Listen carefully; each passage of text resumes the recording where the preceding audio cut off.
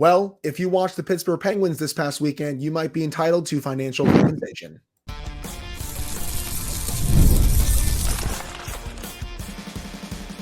You're Locked On Penguins, your daily podcast on the Pittsburgh Penguins, part of the Locked On Podcast Network, your team every day.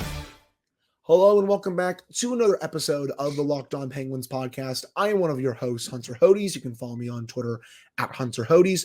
Joined as always by my co-host, Patrick Damp. You can follow him on Twitter at Syndrome for Wet. And of course, thank you all so much for making this your first listen/watch of the day. We are free and available on all platforms. And finally, today's episode is brought to you by Game Time. Download the Game Time app, create an account, and use code LOCKEDONNHL for $20 off your first purchase. So before we crush this team for how bad they looked against the Oilers and for how bad they looked against the Canucks, Pat and I have a bit of a special announcement to kick off today's show. So as everyone knows, we love to do Warrior Helmet Wednesday every Wednesday in the final segment of that show, giving out our Player of the Week award. We also like Feel Good Friday for our Friday episodes at times. Well, we were thinking, what should we do for the start of every week on Mondays? Well, that's where Jesse Marshall comes in. So our goal for every Monday throughout the season and even into the offseason is to have Jesse Marshall on every Monday for Marshall Mondays to discuss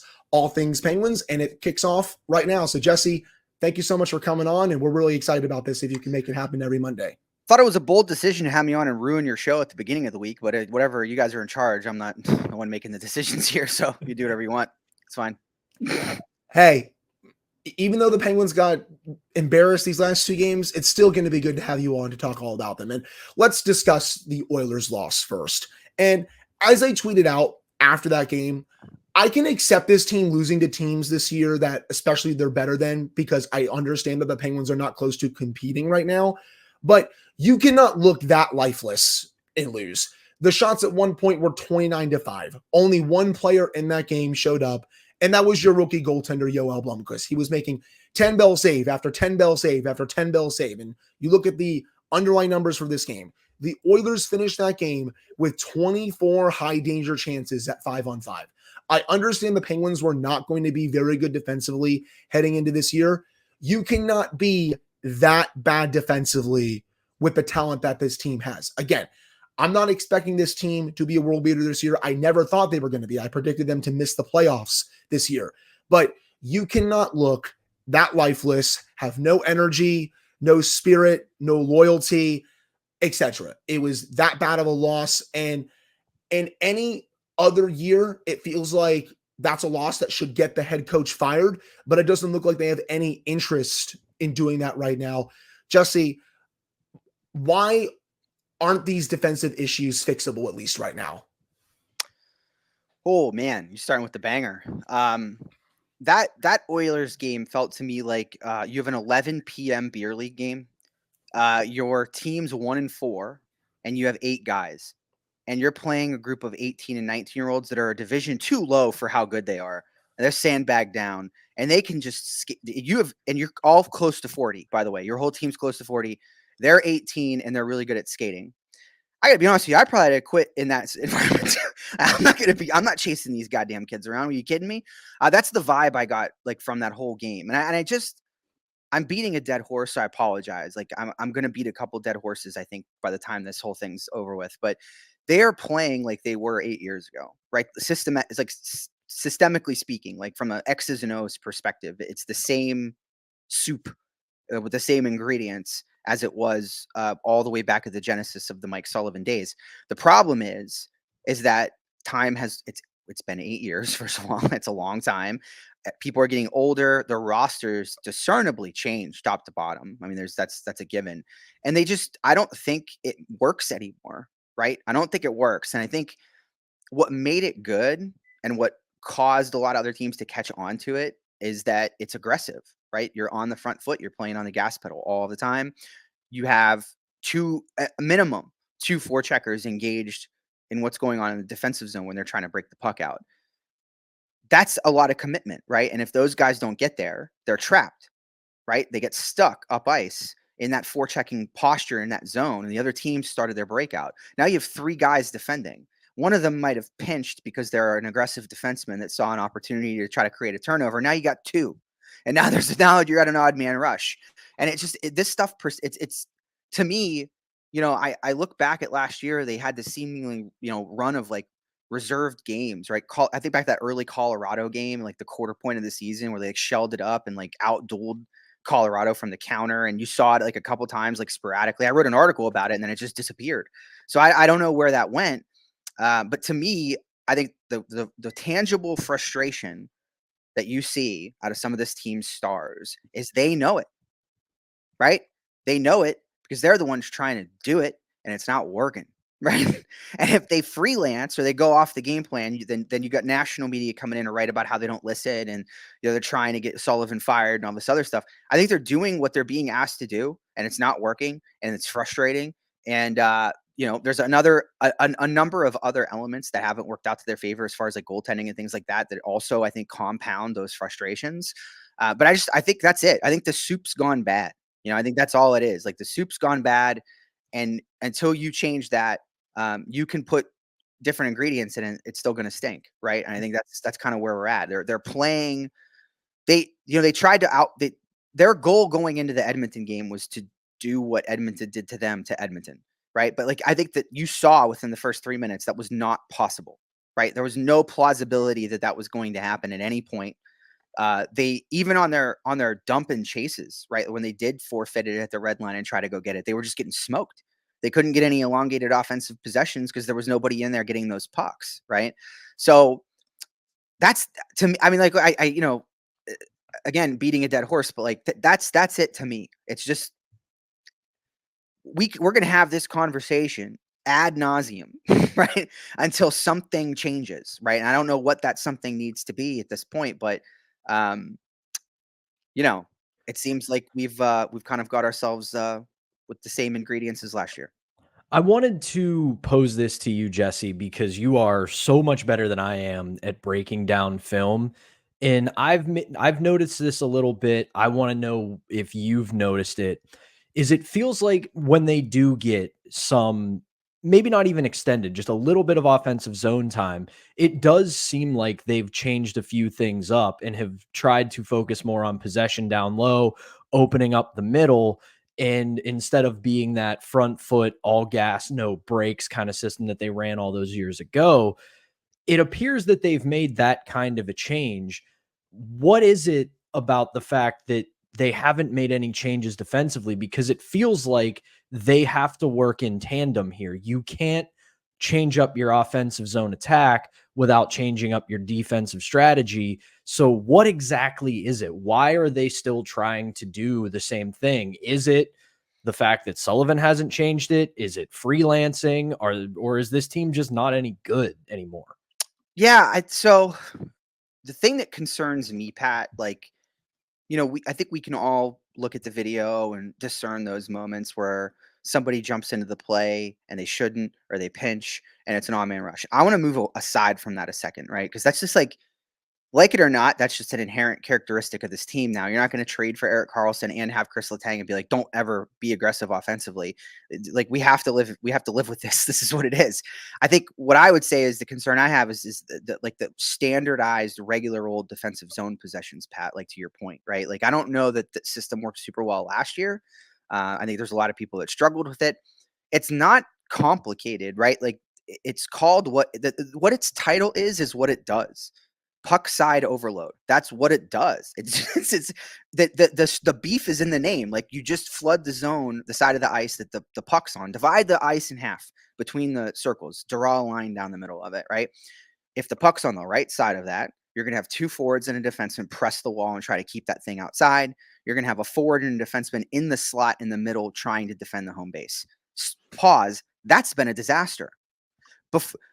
That has been a disaster. No, like we haven't even thrown in a variable from the other team that can make it harder yet. And just at the base level, right? Like having two human beings in the slot, one defenseman and one forward where they should be in the middle of the ice, that's been problematic.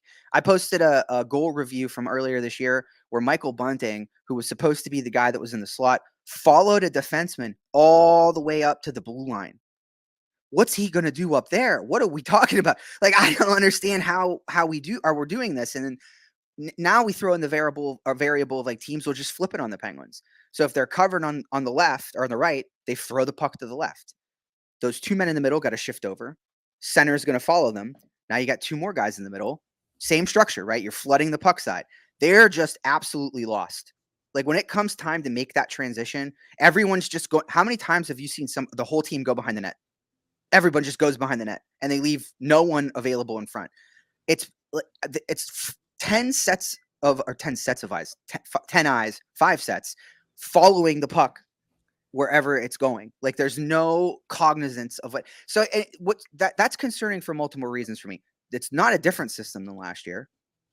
How do we? It's the same one. So I don't know how you unlearn it and then get worse. Like that doesn't make any sense to me. What's not being clearly communicated here? Like or is it just it's not working anymore and nobody's recognizing that and making a change to it? I will mention this, like full disclosure, it is very rare to see an NHL coach change his system midseason. It is like seeing a unicorn in the hockey world, right? These people get fired because they're married to the system. John Tortorella is in Philadelphia right now doing the same thing that he was doing 12 years ago. Right? It's no, like maybe you do get it. I don't want to say that. There's evolutions that happen, but the meat and bones is the same, right? And that's why they get let go. So is that the point that we're at now? Is this a system that we're married to? And the only way it's going to change is if somebody gets let go? I don't know the answer to that question. I also don't know. I don't understand why it's failing so miserably. Like that to me is shocking to see that. And again, these are simple adjustments teams make. Like if I'm covered on the left, throw it off the wall, have the defenseman pinch down there, right? Shift your guys over, start over again, right? Make the defense react. That's hockey. That's what you do. That's what a cycle is. That's why you cycle, right? That's the whole point of a cycle. So they just, there's no, to me, lines that are like drawn on the ice that say like, you are supposed to be doing this. It's so discombobulated that to loop all the way back to your question, Pat, for that reason, I'm shocked that it's the way that it is. I mean, you're right. And I think everything you said about even strength offense applies to the power play too. Like they've made the middle of the ice a lot bigger of a focus, and it's worked offensively, Pat, because I haven't checked the numbers since this weekend's debacles, but leading into this weekend, if you looked at them Thursday, for instance, the Penguins were second, I think, in the league in expected goals for per 60 at even strength behind only Carolina. Rangers and Carolina. So they're third, but that's like elite company, right? Like you're scoring goals at even strength with some of the best people in this league, teams that are just smoking and buzzsawing other teams. And then you look at the defensive numbers and your peers are Anaheim and Montreal. It's like, oh, okay. Like we are living two totally different lives here. So I don't understand, Pat, the desire, I guess, maybe to, unless Quinn came in and said, hey, this is my system too. We'll use the same thing and we'll work together on making it better. And maybe that was where the decision came from. And maybe the offensive influence, evolved and adapted on its own. But it's a great question. I don't have the answer to, but it literally begs the question, why are we still experiencing this? It is funny because the 1 year where they start finishing their chances, they become arguably the worst defensive team in the league. Because I feel like I've been waiting for this team to finish their chances offensively for the last couple of seasons. They finally start doing it because Mike Sullivan has simplified things in the offensive zone, but all that goes out the door in their own zone. It feels like every time a puck carrier on the opposing team comes in their zone, one player comes toward him, but then a whole other area of the ice is just left unchecked, and you're allowing high danger chance after high danger chance, and you're not adjusting to it at all. I understand that he's pretty married to his system, but at some point you got to simplify things because again, this comes back to the head coach. And if he's not willing to do that, well, a decision is going to have to be made by the front office or this ownership group. I'll take what else you just said and we can extrapolate it even further because how many times have you seen the Penguins get consistent 4-line scoring across the top of their offense to the bottom of their offense since the cup years, right? Now you've got this bottom six that's scoring goals, right? And is functioning fairly well. And it should, given its price tag, let's be very clear about that. The expectation should be this level of performance if you're going to be having like $8 million in salary on your fourth line. But now the top six can't seem to get it together. right? And it's like the Penguins are a 1991 Chevy Lumina, and you're trying to get it to pass inspection, but every time you fix one part, something else breaks and the check engine light comes back on. The thing will just not run cleanly enough to pass inspection. It shows you to me that, like, if this team, again, I'm not going to call them world beaters, but if everything did click, like, there's potential to be a playoff squad, right? Like, you could get it even with like below average goaltending. Like, it'd still be that much scoring going on that I think you might be able to pull it off. And I do think the top 6 will come around, but, like, man, it just, you get the sense almost like when they'll figure it out defensively, Hunter, then they'll stop scoring as much. And then the bottom 6 will cool off and the top 6 will get hot. And it's like, you can never have your cake and eat it too. Right. And I feel like even though they defended kind of poorly last year, if they were getting the way they defended last year, this year, they would have won more games by now. Truly, because we saw the blueprint plenty of times last year. Even though they were blowing leads still, we saw the blueprint in games a lot more often through the first 10 games than we've seen it so far this season, and even overall last season. So again, if they were even getting the way they played last year in the defensive zone this year, I feel like their record will be quite a bit better right now compared to last year. But I think that'll do it for this first segment. Coming up in the second segment, we're all going to go over the Vancouver game and how things kind of got worse, especially in the second period where the Penguins gave up 3 goals in a minute to basically lose that game. That's coming up right after this. We'll get you back to our conversation with Jesse Marshall in just a second. But first, we've got to tell you about our first sponsor, and that is Prize Picks. Prize Picks is the best place to get real money sports action. With over 10 million members and billions of dollars in awarded winnings, Prize Picks has made daily fantasy sports accessible to all. You just pick more or less on at least 2 players for a shot to win up to 100 times your cash. So run your season all game long with Prize Picks. Prize Picks is the best place to get real money sports action in 30 states, including right here in Pennsylvania, California, Texas, Florida, Georgia, and so many others. It's the best place to get real money sports action, so join over 10 million users and sign up today. And when you sign up today, you'll get $50 instantly when you play $5. You don't even need to win to receive the $50 bonus. It's guaranteed.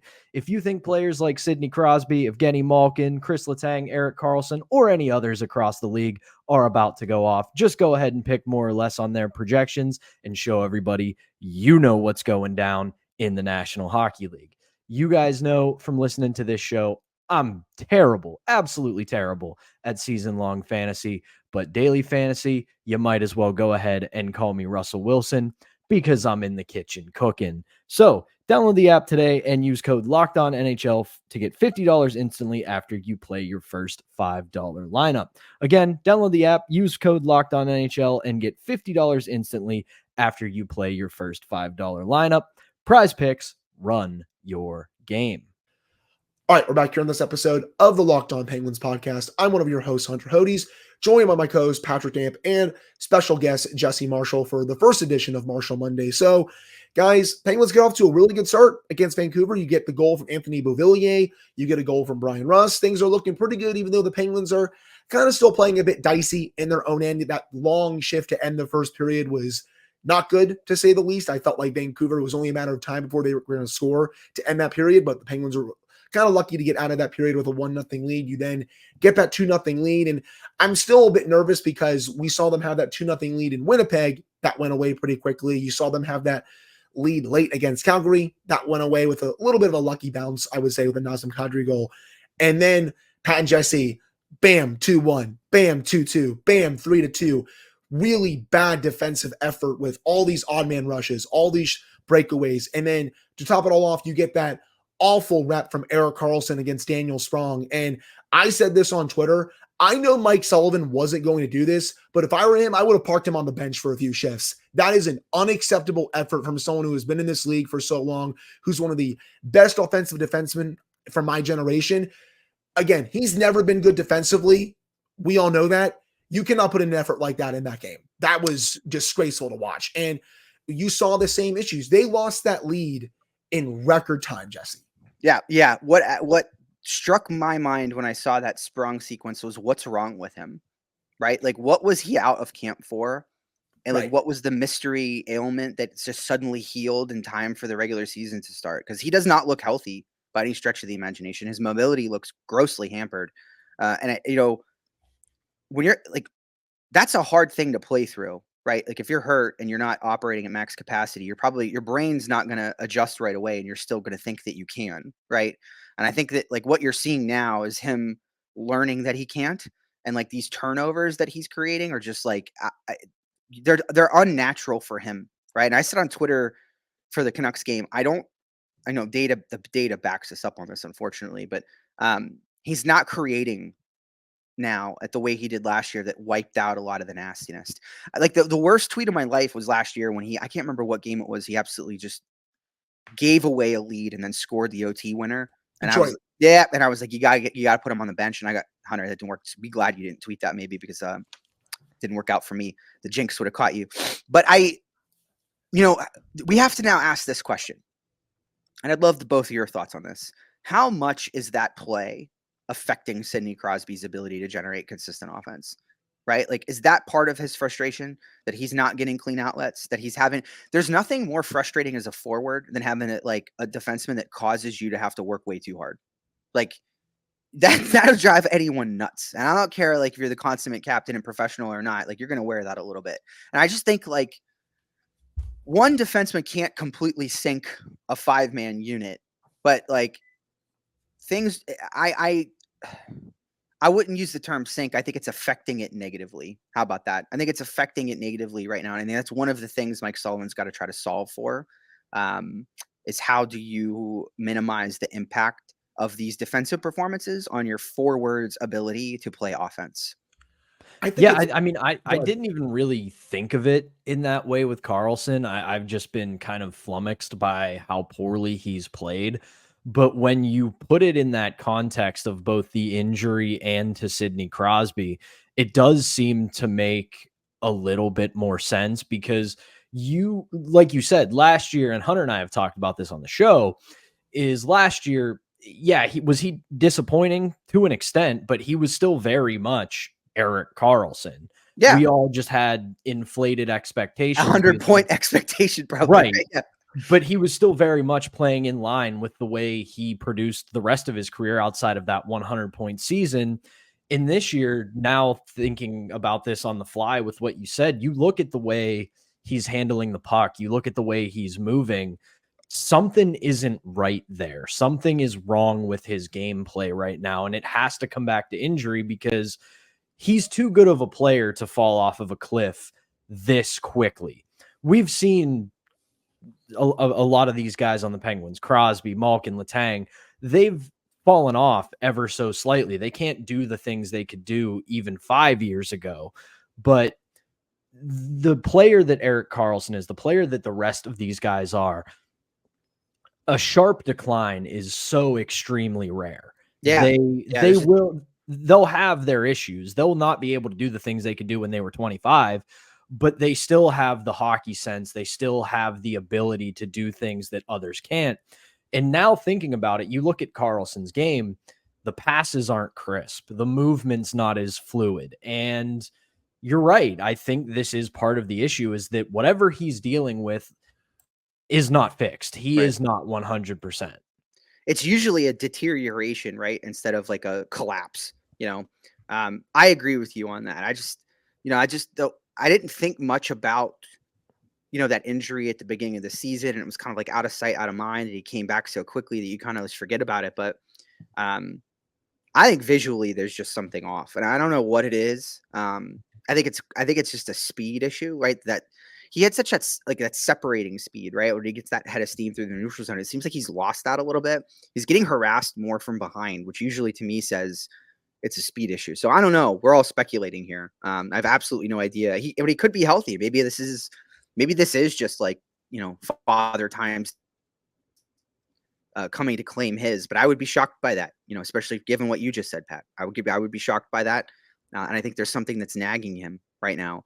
And that's not an excuse, by the way, right? Like, we're not excusing the performance. I think it just helps us understand it and contextualize it a little bit more. That maybe there is an opportunity for him to level out later and kind of even things and take some of that offensive creation back. Again, I don't think he's a 70-point defenseman anymore, but with a functional power play and one that actually works now, you would think that he could get, close, if not above where he was last year. Unfortunately, with the start he's having, it doesn't doesn't bode well for the rest of the season. But again, I don't want to absolve anyone here defensively, right? Like I think Marcus Pettersson's had a real tough go of it, especially himself. Like I think Letang's been under the line. Ryan Graves, I'm hesitant to compliment because he's getting sixth parent defenseman minutes. Like, if he was doing it, like I was looking at the charts this morning and like his performance is right about where you'd expect it to be given expectation. Like he is performing about to expectation. If it was anything below that, given the deployment, then you'd hit the panic button for that. You'd be like, my God, they can't even fix him on the bottom pairing. So I would almost argue that you should be seeing better out of him a little bit, given the way he's being used. I'm not going to nitpick. I think him being just simply better than he was last year is good enough for me. But it begs the question, how long will this, like, don't you have to try it again in the top 6 or top 4? I mean, you have to, right? For his contract and the salary he makes. Like, I think you have to give it at least a go, right? And see if he can handle it. And otherwise, I mean, I've always felt to me like this was a rehabilitation stint on the third pairing. Like that's the goal, is to not leave him here. It's to get him back up there again. So I don't know what you guys think about that, but I think it's tough. It's a tough pill to swallow, right? If you have that amount of money in terms affixed to basically what is equivalent of like a 6D man. I mean, the thing with Ryan Graves for me, which pairing are you going to put him on? You can't put him with Karlsson. Last season, they were awful together. Like, 45% shot attempts per 60 rate, 40% scoring chances per 60 rate. They were awful last year. And even with Letang, his numbers were a little bit better, but he was still out to lunch. So I just get nervous about that, even though he has been at least a little bit better this year. But again, you're right. He's getting literally six defenseman pairing minutes. He's going up against third and mostly fourth liners, I would say, each night. And going back to your point about Karlsson, another play that really stood out to me, it's the 6-on-5 at the end. Penguins are down 4-3. He gets the puck at the point, about 20, 25 seconds left.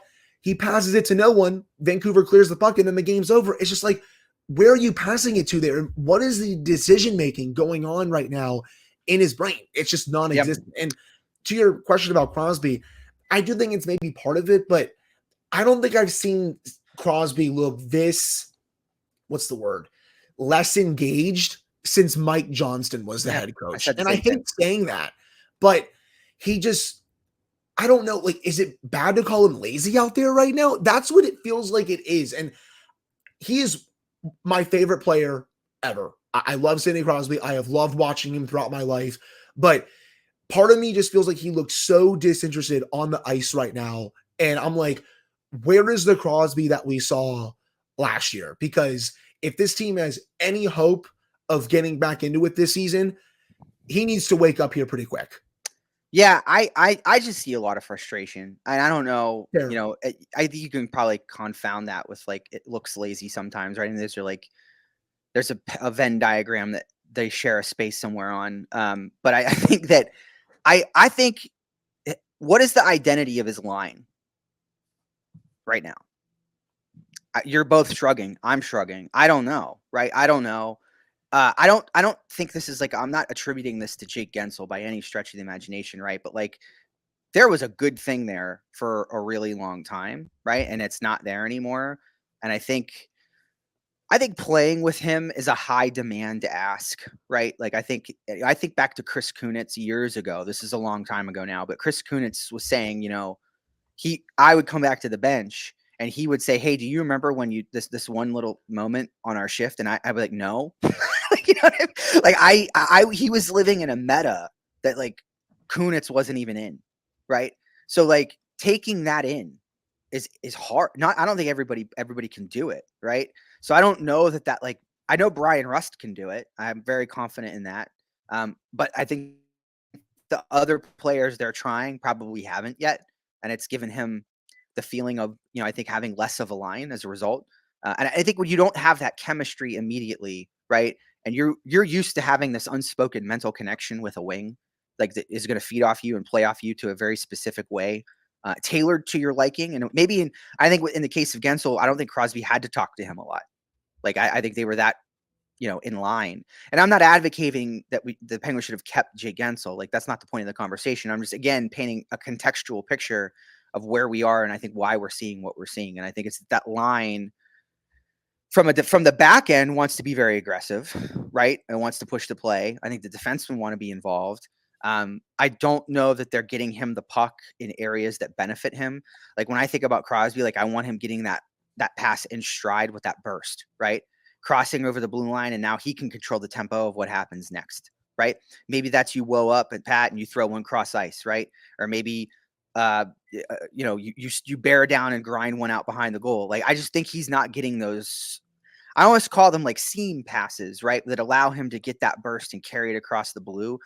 The thing that I have most look forward to up to this point is when Corey dumps his first all three zones data dump of the year, right? Because he's tracking zone entries, zone exits, right? Carry-ins, all that stuff. I would bet my right arm that Sidney Crosby's carry-in numbers are going to be grotesquely down. And I think again, like to me, this all like it all is interconnected, right? Like I just think that you want him being the driver, right? I mean, he's one of the most prolific playmakers of the entire generation. I don't know. I think he is. I don't think there's anybody out there who's a better playmaker than him in his generation. You want guys like that having the first decision, right? They want that first decision to be theirs. They're the guys, more often than not, that vis-a-vis their first decision, elongate your offensive zone possession or give you a long offensive zone possession because they're setting the table, right? We've seen a lot of that. So I just rambled on there for like 10 minutes about the top line, but that it's all threaded together to me, right? It's one problem on top of a problem, on top of a problem, on top of a problem. And when you put them all together in a sandwich, it's just absolutely disgusting. Yeah. I mean, you look at the way that I think that's the best way to describe this opening of the season is just frustration. Our top line conversation about, hey, we didn't expect this team to be world beaters. We weren't waking up in October with Stanley Cup dreams. We were just thinking, okay, maybe for once this year they can get back to the postseason, and then we let happen whatever may happen. And just everything that could go wrong has pretty much gone wrong. So we'll see what happens, because the old saying is, hey, it can get late early in the season, and it's starting to get a little bit late. But the flip side of that, still got some time to make up for this, especially in November. Yeah. You're right. And I think that, again, there are good things that are happening, right? Like the power play seems functional and competent, like again, and that's great news. Like we've all been waiting for that. The bottom six isn't getting caved in over and over again. It is like producing points, right? So you have this sort of like, functional foundation that's operational.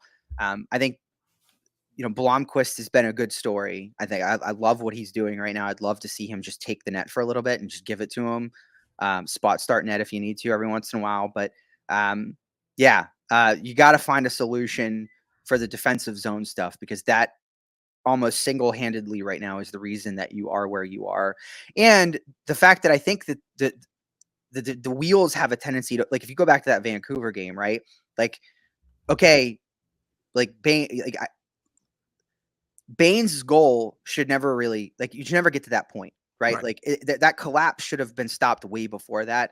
And it's just the lack of resiliency is like when that one wheel falls off, or that check engine light comes off or on, like everybody freaks out. Everybody freaks out. And then you get these like repeated, just bad situations where you blow a game in a period, and not even a whole period, a 5-minute stretch of a period, because, you lost control of it.